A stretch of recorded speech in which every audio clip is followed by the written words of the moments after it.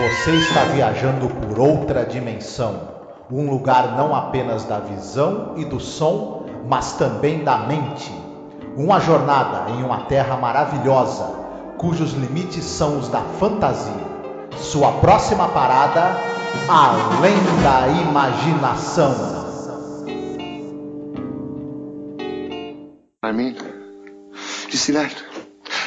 The right English, the right draw, perfect position, right? What do I get? Fats Brown, that's what I get. Fats Brown. Well, I'm sick of it. I'm sick of hearing his name. I'm the best pool cue on Randolph Street. Me, Jesse Carter, and you know that. All right, Fats was good. I mean, he was good, right? But he's dead. You hear me? He's dead. He's been dead for over 15 years. And every time I turn around, I hear his name. Oh, you're pretty good, Jesse. But Fats is better. Fats is the best. Fats. I'll say it again. Fats Brown is dead and buried in the ground. And if he was alive and in this room, I could beat him. I'd give anything. Anything to play him one game. Fats Brown.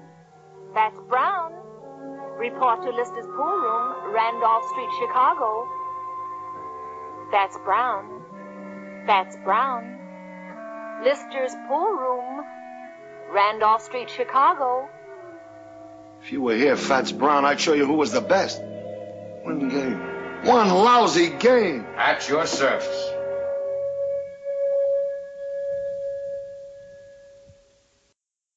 Olá, ouvinte! Seja bem-vindo a mais um episódio sobre a série clássica Além da Imaginação. Eu sou a Angélica.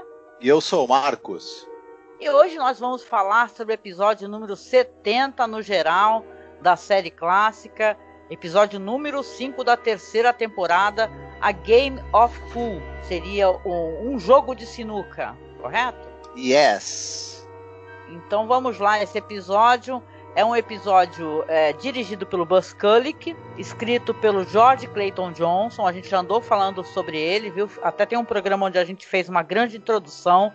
Falamos aí sobre a vida do George Clayton Johnson, vou deixar linkado, tá? Aqui abaixo na publicação. E é um episódio sobre obsessão, né? A gente já teve vários episódios da série que tratam sobre obsessão, né, Marcos? Tem aquele do cara que vai para Las Vegas, por exemplo.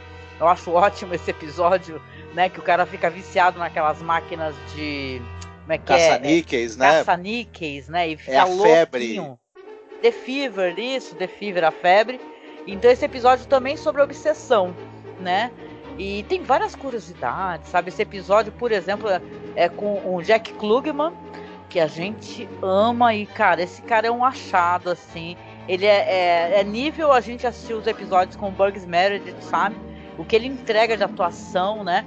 E tem o Jonathan Winters, que era um comediante famoso, o rei do improviso, muito famoso justamente por ser um cara do stand-up, do improviso, que interpreta o Fats Brown, né, que é o cara mais foda assim, do jogo da sinuca. O Jack Klugman vai desafiar, né? Tem mais detalhes aí, a gente conta na sinopse. Mas tem algumas curiosidades, né, que a gente andou pesquisando. Você quer falar um pouco? Sim. Essa história do George Clayton Johnson tem uma forte inspiração num livro chamado The Hustler, livro escrito por um cara chamado Walter Tevis, que conta a história justamente de um sujeito, de um jogador de sinuca famoso, que seria o Minnesota Fats. Olha só, tem até uma aparência no né? E ele é desafiado por um jovem que quer, né, provar, né, tá tendo um campeonato de sinuca ali entre os melhores, e esse jovem, que é o Ed Felson, ele quer desafiar o grande jogador e tentar fazer seu nome, né?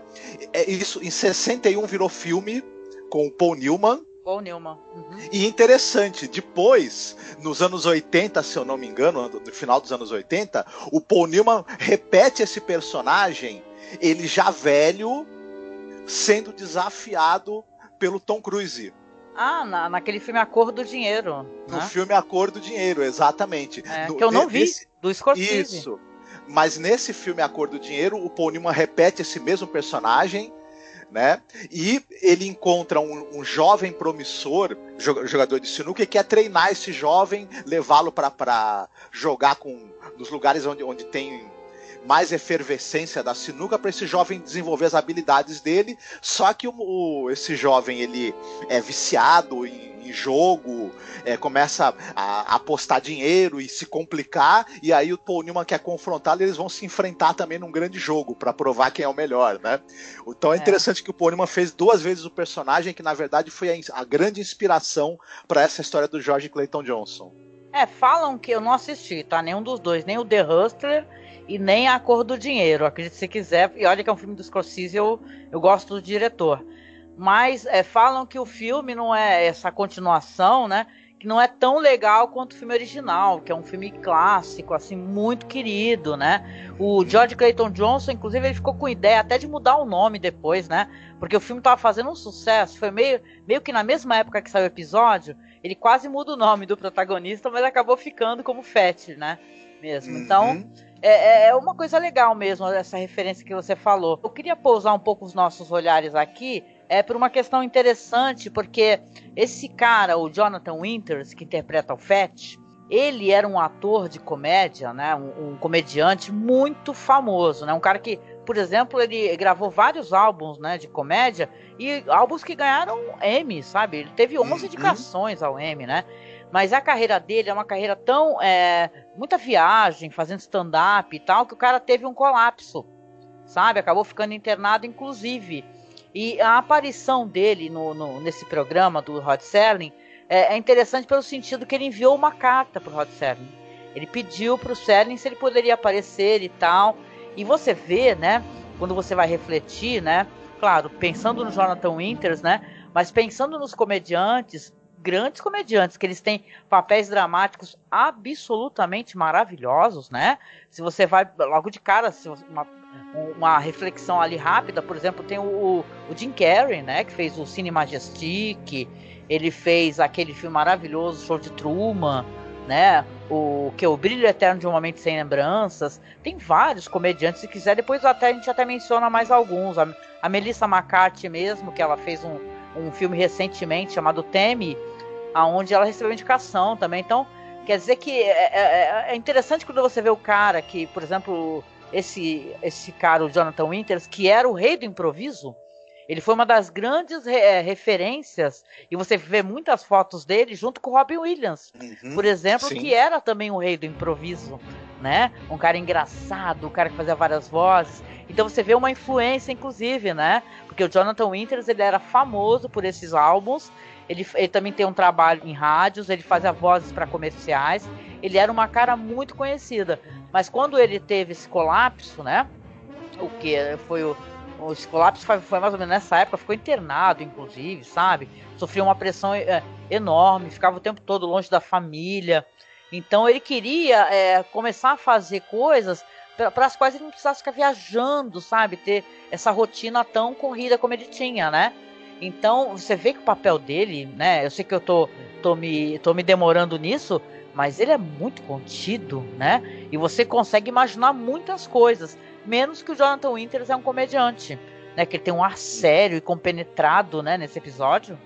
Sim, o George Clayton Johnson tinha escrito um personagem que ele fisicamente era diferente do Jonathan Winters, e era um personagem com atitude muito mais provocativa e bonachona. Essa, como você mesma falou, a atuação dele, que é muito contida, ela acabou funcionando maravilhosamente bem pro personagem e até surpreendeu. Na hora que o episódio estava sendo rodado, a abordagem que o Jonathan Winters fez, que é o contrário do que o pessoal estava esperando que fosse acontecer, na verdade. Outra coisa importante de falar dele, que um papel importantíssimo da vida dele e que marcou muita gente, é a voz do Papai Smurf, né? Muito importante. Não aqui no Brasil, mas lá nos Estados Unidos, né? Sim, sim. O Jack Klugman, né? Ele é famoso por um episódio no qual a gente já conversou, que é um episódio chamado A Passage for Trumpet, que é um episódio sobre um homem que tem uma revelação, né, e tal, ele acaba cometendo suicídio, né? A gente colocou até aviso de gatilho, né? E tal no episódio, mas assim, ele entrega uma atuação também que o Jonathan Winters tem de contido, né? que é você vê assim, ele sua, né? Eles têm vários momentos no episódio que tem um destaque pro suor pingando na cabeça deles. Depois você vai entender o motivo, né? Ele tem de raivoso, sabe? Ele é uma pessoa irada.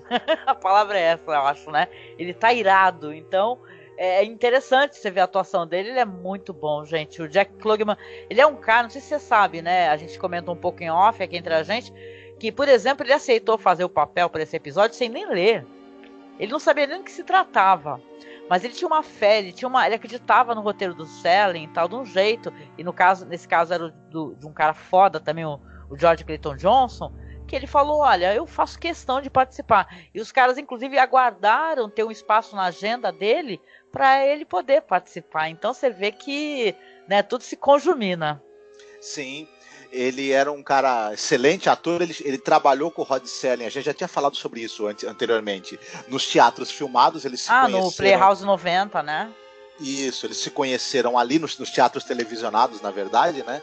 Eles se conheceram ali, acabaram criando uma amizade, um respeito mútuo muito grande. O Rod Serling tinha uma confiança absurda na capacidade do Klugman de atuar, e o Klugman tinha uma confiança irrestrita no texto do Rod Serling. Tanto que, como você mesma falou, quando chamavam ele falava, não quero nem ler o roteiro, pode dar que eu faço. E as 4 participações dele na série, todas são em episódios muito marcantes, que estão sempre na lista dos episódios preferidos do pessoal. Um deles, inclusive, da 4ª temporada, tá na lista de sempre dos melhores, e a atuação dele é monstruosa, mas falaremos disso num futuro próximo. E eu gostei demais da interação dos dois. Como você mesma falou, enquanto que o Klugman, ele é explosivo, desesperado e arrogante, né, e louco para querer provar alguma coisa para si mesmo, e tem uma atuação bastante expansiva, do Jack Klugman, o Jonathan Winters foi muito inteligente, ele faz o contraponto com essa atuação contida, até porque ele é um cara que ele é um espírito, ele já não tem que provar mais nada, não é verdade? Então sim, deixa o outro se estressar para provar alguma coisa. É muito crível essa dinâmica que tem entre os dois, apesar de, obviamente, ser uma história de fantasia, que é alguém desafiando para de sinuca um cara que já está morto. Mas a dinâmica que se rola entre os dois é muito crível e muito interessante, muito bacana. Sim, esse episódio do Jack Klugman que você falou é o Death Ship, né, que é da 4ª temporada, não é? Depois tem mais um episódio dele na 5ª temporada também. Eu queria também destacar que esse episódio, ele teve um remake, né, nesse revival aí dos anos 80, que é com aquele Elias Morales, que era o irmão do La Bamba, sabe? Daquele personagem do La Bamba, que ele faz o Jesse Cardiff, e o Maury Shaking, que faz o Fats Brown, sabe? Mas eu tenho lá minhas ressalvas. Eu acho que, como a gente já comentou, né? Eu acho essa série dos anos 80, apesar que tem uns episódios interessantes, tem uns que não são remake de nada, são episódios originais, de roteiro original. Mas esse daí eu acho que ele deixa a desejar um pouco, até porque se você coloca o Jack Klugman ao lado do Elias Morales, né? É complicado, né? Quando você vai ver. Mas assim, de qualquer maneira, a gente deixa linkado também, porque eu acho que tem lá no YouTube, tá? E também o episódio foi adaptado, claro, para um drama na rádio. Tem vários episódios, todos, somente da série clássica. E esse daí foi interpretado pelo Wade Williams, tá? Então vamos lá, a sinopse do episódio. Dessa vez eu vou fazer a sinopse pra gente, tá bom? Então, bora lá. Já é tarde no Lister's Pool Room, em Chicago. E mais uma vez o tubarão da sinuca, o Jesse Cardiff, está sozinho, tentando melhorar o seu jogo, e está ali pensando amargamente que ele seria considerado o maior jogador de sinuca de todos os tempos, se não fosse pela memória do já falecido James Howard, conhecido como Fats Brown, que ficou ofuscando, né? Ele pensa assim que ele daria qualquer coisa para poder jogar uma partida contra o Fats, que faria provar com que ele é melhor do que o Fats, inclusive, né? E aí a gente tem ali a surpresa de uma pessoa, um homem, que está abaixado assim numa mesa e tal. Você vê que é uma mesa de sinuca, numa imagem meio nevoada, e é o próprio Fats, né? Que ele vai responder a esse chamado para poder jogar essa partida contra o Jesse, né? O Jesse é surpreendido pela presença do Fats, né? Que olha numa cena até muito interessante, né, Marcos, né? A luz se acende, né? Ele estava nas sombras, né? O Fett está lá no canto da sala, já faz 15 anos que ele morreu, porém ele vai lá atender esse pedido, explica para ele que, olha, eu aceito então o seu desafio, só que nós vamos fazer o seguinte, nós vamos jogar com a vida, ok?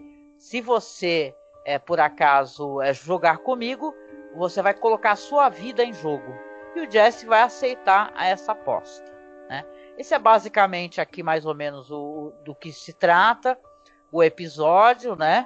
Episódio do matemático eu acho interessante porque eu não tenho lá muita... Como é que eu vou explicar? Eu não tenho lá exatamente muito interesse em histórias que tenham relação com esporte de alguma maneira. Como o Hustler que a gente falou, o The Hustler e A Cor do Dinheiro e tal, são filmes sobre jogo, né? E tal, é o tipo de temática que eu, por exemplo, eu não costumo procurar, né? Mas é um episódio que ele vai para além dessa questão, né, somente do jogo, para mostrar a obsessão do Jesse, né, Marcos? Porque ele fala que ele nunca teve uma namorada, que ele nunca dormiu com ninguém, que ele não bebe, que ele não sai, que ele não viaja, que ele não faz nada. Inclusive o Fats Brown fala para ele, poxa, mas eu tive uma vida plena, né? Ele fala, eu namorei, eu viajei, eu conheci lugares onde nunca se ouviu falar de sinuca. Então é dois extremos, né? É o obcecado Jesse versus o Fats, né? Que é um jogador, que era o melhor jogador, né, do mundo no caso, porém tinha uma vida, né? Aquilo não era a vida dele só, né? Somente o jogo. Exatamente.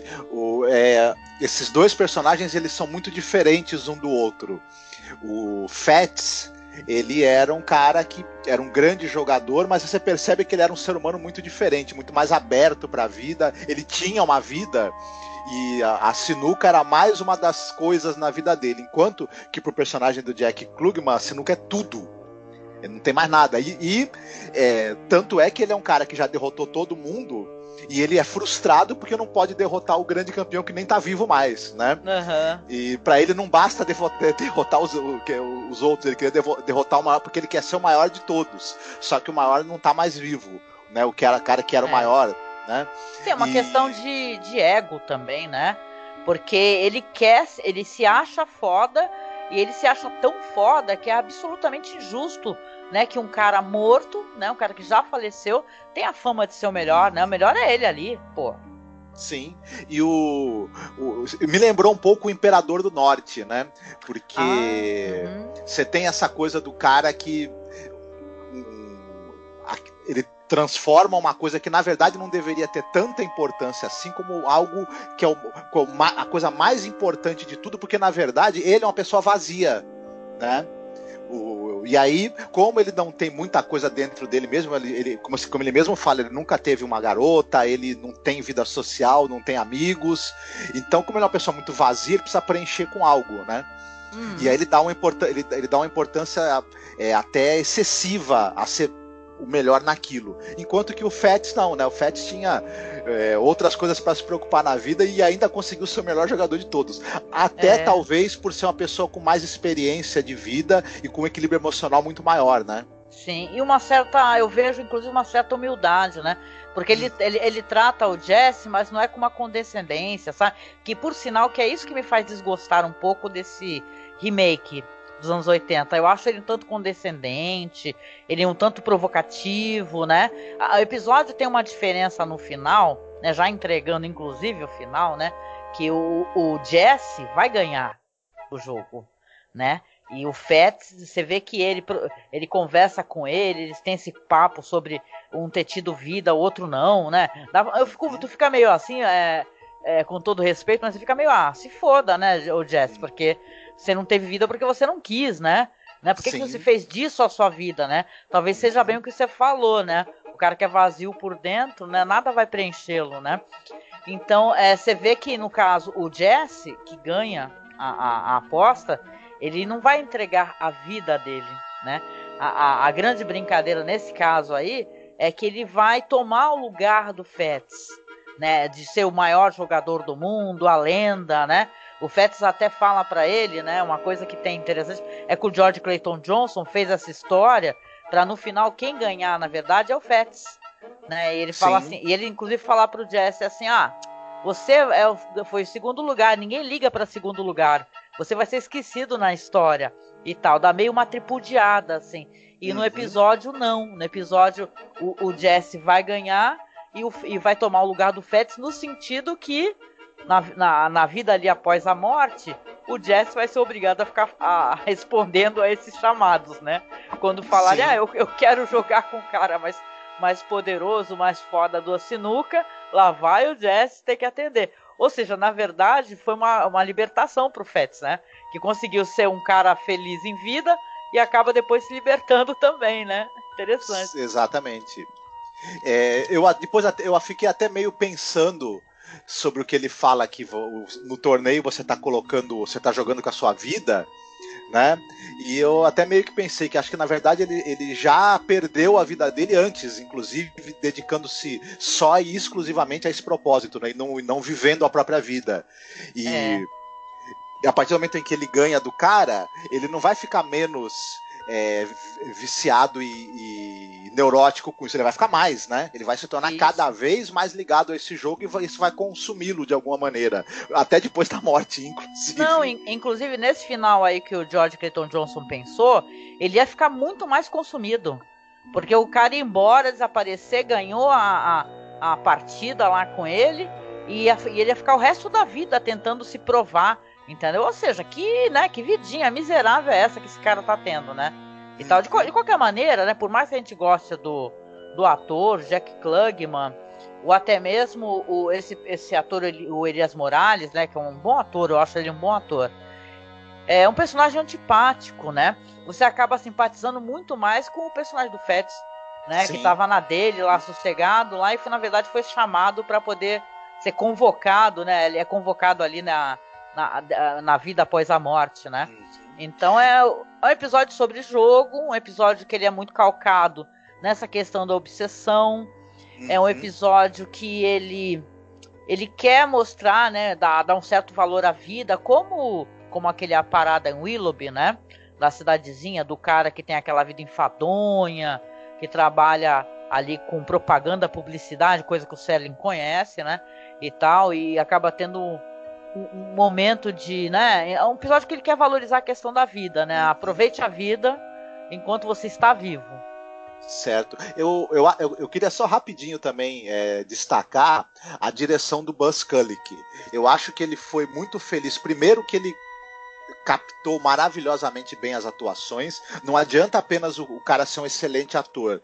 O diretor e quem está cuidando da fotografia precisa saber captar essa atuação e também evidenciá-la na montagem. E isso foi feito maravilhosamente bem nesse episódio. Além de tudo, o episódio tem um ritmo muito bom, ele constrói muito bem o suspense pra gente. O jogo é perfeitamente compreensível, a dinâmica do jogo, o que está acontecendo, o caminho que o jogo está tomando e para onde ele vai desembocar, a gente entende perfeitamente bem o desenrolar da partida e ao mesmo tempo a montagem e a direção acabam criando um suspense em cima do que está acontecendo no jogo e ao mesmo tempo capta as reações dos personagens de maneira e coordena tudo isso de forma que o episódio você não larga da cadeira, né? Você fica ali numa expectativa o tempo todo, mesmo que você não se interesse por sinuca ou por bilhar, enfim. Uma coisa que eu queria colocar também antes da gente ir para outro tema aqui, que tem uma coisa macabra, né, nessas cenas de vida após a morte, tanto pro Fats como pro Jesse, que ele aparece no final, que todas as bolas da mesa de sinuca elas são pretas, né? Quer dizer que é impossível aquele jogo tão competitivo, com bolas coloridas e tal, são todas bolas pretas, né? Então é aquele negócio destacando a solidão, né? Dessa pessoa que vai passar a vida após a morte num pedestal ali, né? Na frente de uma mesa de bilhar, na verdade, e está ali de maneira solitária, né? Então o Fats se livrou fortemente dessa daí, né? Pois é, sorte dele. É verdade. Uma coisa curiosa também, eu não queria que a gente terminasse o episódio sem a gente falar sobre isso, né? Então, na época dessa produção, o roteirista, ele estava num filme do Roger Corman, o The Intruder, que era uma adaptação do romance do Charles Beaumont, né? Sobre uma história de um racista, né? Chamado Adam Kramer, interpretado pelo William Shatner, que ele vai incitar a violência numa cidade fictícia do sul, né?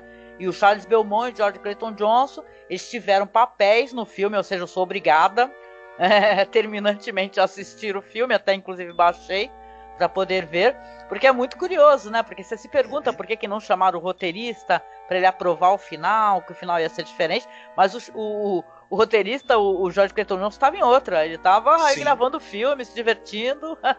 Uhum. Eles costumavam, quando era possível, eles mantinham o cara estava presente durante as filmagens para aprovar, né?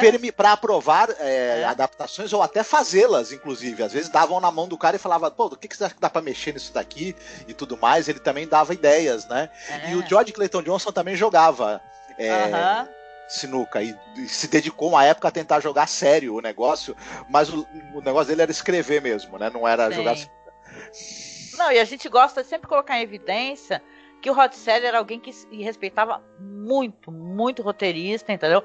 Os caras que eram roteiristas, eles se sentiam muito à vontade trabalhando com o Rod Serling, que ele não era um manezão, entendeu? Que ficava sacaneando os caras, ou mudando o final, ou tentando, sabe, detonar o roteiro dos outros. Então ele respeitava essa questão do roteiro, e o George Clayton Johnson acabou aprovando, entendeu? Antes de ser gravado, né? Mas é interessante, né? Eu tô com esse filme aí, depois vocês me perguntem, tá? O que eu achei, que eu consegui encontrar esse filme do Roger Corman, tá? De 62, repetindo que o nome é The Intruder, tá? E aí, Marcos, qual que é o ponto positivo do episódio, o ponto negativo, caso tenha? Olha, nesse eu não consegui achar ponto negativo. Eu gostei de praticamente tudo.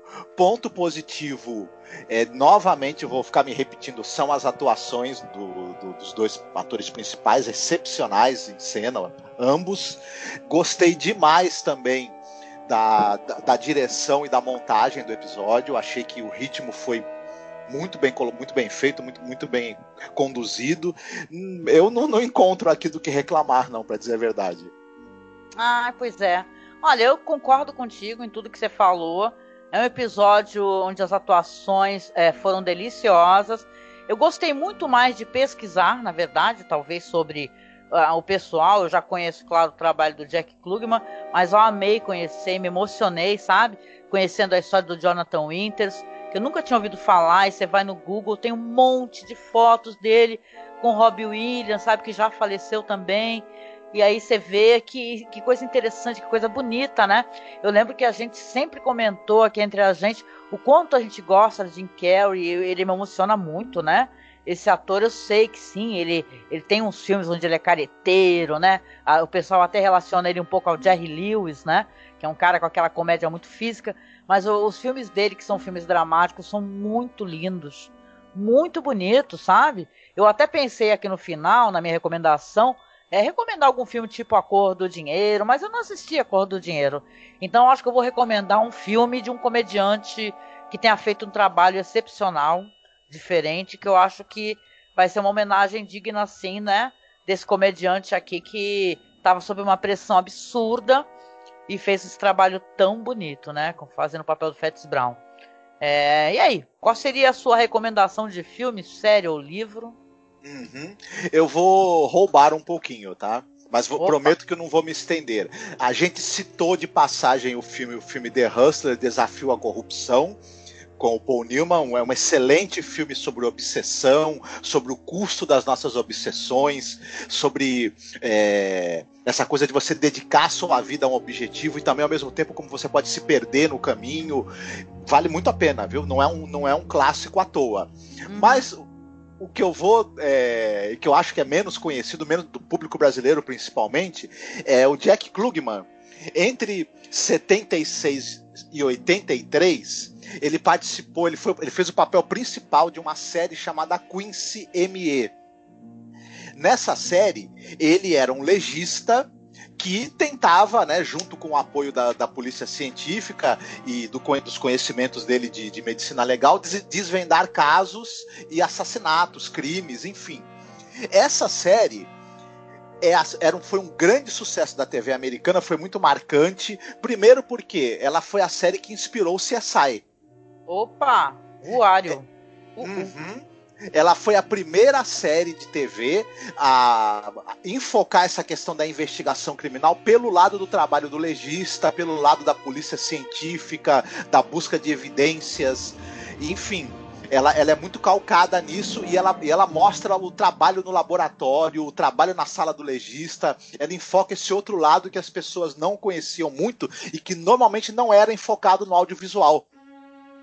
E o personagem dele, do Quincy, obviamente é uma inspiração para o personagem do Grissom, do CSI. Não sei se é fácil de encontrar essa série para assistir. Quem tiver a curiosidade e se conseguir encontrar, vale muito a pena, é muito bacana essa série, muito interessante, viu? Olha, eu vou tentar, tá? Eu vou tentar localizar, nem que seja um link para alguém ver um trailer, um segmento. Quer dizer que a série aí do Grissom Grisalho e do CSI tem inspiração nessa série com Jack Klugman? Isso. E não sei se vai ser surpresa pra ninguém, o Jack Klugman tá matando a pau nas atuações, como sempre, né? Isso aí não vai ser surpresa, porque esse cara é foda, né, meu? Eu fiquei com vontade, assim, de assistir tudo que o Jack Klugman já fez na vida, sabe? Porque esse cara, ele é muito foda, já falecido, claro, né? Mas caramba, maravilhoso. Aí, rapidinho, tem um filme que a gente já comentou, eu vou relembrar rapidinho. Tem um filme de 2003 chamado Aragami, dirigido pelo Ryuei Kitamura, que é o diretor da Floresta da Ressurreição. Esse filme foi um projeto que eram diretores iam fazer filmes que tinham o tema de um embate entre duas pessoas, no local fechado. E esse filme mostra a história de um cara que é um deus da guerra e ele quer encontrar alguém para ficar no lugar dele. Esse deus da guerra ele tem que ficar desafiando as pessoas até o dia que alguém consiga vencê-lo, e aí ele pode deixar aquele local e o cara que o derrotar fica no lugar dele para desafiar os outros. Esse episódio acabou me lembrando disso. Quem puder encontrar também para assistir, Aragami é um filme muito interessante. Aragami, eu não lembro se eu assisti esse filme. Assisti? Acho que sim. Caceta. De qualquer maneira eu vou procurá-lo, tá? Pois é, vamos lá então. Pra minha recomendação, como eu falei que eu não vou recomendar filme de sinuca, porque eu sinceramente nem o filme do Scorsese eu assisti e o The Hustler também não. Vou tentar assistir. Mas eu gostei muito no ano de 2019. Teve aquele filme da Netflix, né? O Joias Brutas, Uncut Gems, estrelado ali pelo Adam Sandler, que ele é um cara com trabalho assim. Tem uns filmes dele que eu gosto bastante, pra falar a verdade. Eu gosto daquele Clique, que sim, tem umas piadas de péssimo gosto, né, de gosto duvidoso. Mas eu gosto, tem um filme dele com o Paul Thomas Anderson, né? Por exemplo, dirigindo. E o Uncut Gems eu achei um filme maravilhoso, né? Que é a história do cara, que é um cara negociante de joias, né? E ele é um jogador inveterado. E vai contar um dia na vida deste cara, né? Aonde ele vai acontecer tudo de péssimo, tudo de errado com ele. Apesar de ter uma grande possibilidade de ganhar um tremendo dinheiro, né? Que ele é um cara que aposta muito nesse jogo de basquete e tal, né? Ele é cheio de cacoetes. E o Adam Sandler tá maravilhoso no filme. Gente, não dá pra falar que ele tá ruim mesmo. Ele tá ótimo, né? Faz um personagem até meio sacana e tal. Eu lembro que foi uma tremenda surpresa esse filme quando eu assisti, né? Tem um humor um pouco ácido, né? O final, então, né? Nossa, mas cara, é um muito bom, cara. Assistam, quem não assistiu, não teve oportunidade de assistir o Uncut Gems, que vocês vão gostar bastante. Eu não sei se ainda tá disponível na Netflix, mas eu acho que está, viu, gente? Disponível sim, facilita, né, Marcos? Sim, com certeza. É um filmaço, vale muito a pena ser visto, viu? E quem costuma ver o Adam Sandler nas suas atuações, né, insuportáveis, vai se surpreender positivamente. Gente grande, né, esses filmes aí, essas comédias que ficam passando na TNT, né, meu Deus do céu, né? E tá, mas bom, é um filme legal mesmo, e é a prova que comediante, quando resolve fazer papel sério, dramático, não desmerecendo, claro, os atores que fazem normalmente, mas é muito interessante assisti-los, viu? Muito mesmo. Assistam também, se possível, o Jim Carrey naquele Cine Majestic. é um filme dele que as pessoas falam tão pouco, eu gosto muito desse filme também. Que tava nessa pegada, sabe? Fazendo vários filmes dramáticos. E é isso, né, Marcos? Chegando ao final aqui, a gente agradece a sua companhia, né? Você permitir que nós façamos companhia a você. Acesse as redes sociais que a gente mantém. Nós temos a página do Facebook, tá? facebook.com/masmorracine. Nós temos agora o nosso Instagram. O nosso Instagram agora tem a curadoria do nosso amigo William Funchal, que é nosso ouvinte, nosso amigo, nosso brother. Então, siga a gente lá no Instagram, tá? Que é @masmorracine, que o William vai tentar alimentar o nosso Instagram. Nós temos perfil também no Twitter, que é @masmorra_cast. E se você puder, espero que você possa, se não puder a gente entende, tá? A gente tá sempre pedindo apadrinhamento, né? Porque a gente tem uma conta no Padrim, onde você pode doar algum valor para ajudar a gente a manter o nosso site, manter os nossos servidores, né? Que a gente deixa os podcasts, arrumar equipamento, tá? Então você doando algum valor pra gente nos ajuda bastante. E a gente também tem uma conta ali no Colabora Aí, tá? Que é uma conta onde você também pode fazer doação entre essas plataformas aí. E aí, Marcos, qual será a música que você vai escolher para tocar no MP3, né? Porque o YouTube não deixa, chato, no MP3 do podcast. Certo. Você deve lembrar do Hollywood, né? O sucesso? Isso, das músicas que tocavam ali, né? Tem uma música chamada Get It While You Can, de um cantor que é Gary O'Connor, ou Gary O. E essa música, quando ela foi lançada, o videoclipe da música passou no Fantástico. O pessoal da gente talvez lembre. O videoclipe é inspirado nesse duelo de um jogador de sinuca mais velho contra um desafiante mais novo. É engraçado que Hollywood, o sucesso, era sempre gente praticando esporte, pulando de parapente, tudo fumando, né? Comissário de cigarro. Isso. E a pessoa fazendo altos esportes, skate, bicicleta, motoca. Quer dizer que esse daí é de sinuca. Isso, e o cara que é o jogador experiente é um gordinho, né? Então você tem. E o outro cara é bem mais jovem. Então tem inclusive uma inspiração nisso que a gente estava comentando aí, dessa coisa do velho campeão sendo desafiado por um jovem. E a música também é bem bacana, assim. Então acho que vale a pena. Legal, não lembro pelo título e pelo cantor. Agora quem quiser, tiver coragem, porque no mínimo deve ser muito bizarro esse programa, mas a gente tem um programa de playlist, tu sabia, Marcos? Sobre Hollywood e o sucesso. Sim. A gente gravou com Bruno Gunter, do Pod Trash, e com Ivan Motosserra. A gente e eu, né, porque tu não tava. E do nada, é muito engraçado esse programa, porque os dois começaram a discordar. Por que o Vanilla Ice é bom? Por que o Angra, na época, o cara tava vivo ainda, né? O vocalista do Angra é ruim. E nossa, o Pablo, caramba. Isso. Também tem o Pablo, um colega da gente. Mas nem o Angra, nem o Vanilla Ice tinham música no Hollywood. Não, mas eu não sei, isso que é engraçado, porque o programa era pra escolher músicas de Hollywood, né? Certo. Tem o nosso amigo Pablo, não pode esquecer de mencioná-lo. Eu tenho muito carinho por ele e muita saudade também de conversar com ele. Mas aí começou uma discussão generalizada. Aí eu botei voz de Alvin e os Esquilos em todo mundo, entendeu? E por algum motivo o programa termina com aquela música Como uma Deusa da Rosana, cara. Então é muito bizarro. E olha que você tem muitos anos fazendo podcast, que a gente hoje em dia faz um trabalho assim um pouco mais acurado, né? Mas era um vale tudo muito louco o nosso podcast, entendeu? Então se você tiver coragem, eu vou deixar linkado aí pra vocês escutarem. No mínimo vocês vão rir e vão escutar muita música boa, porque cada um em cada bloco escolheu uma música do Hollywood de sucesso. Tá? Então no meio da briga tinha música do Hollywood também. Sensacional. Sensacional, né? É isso, gente. Então a gente deixa um abraço apertado, um beijo. Se cuidem, tá? Se cuidem bem, com carinho, cuidem muito bem dos seus. E a gente se vê aí no próximo podcast de Além da Imaginação. Fiquem bem, se cuidem. Tchau, beijo. Time means nothing to the ones like me. The world is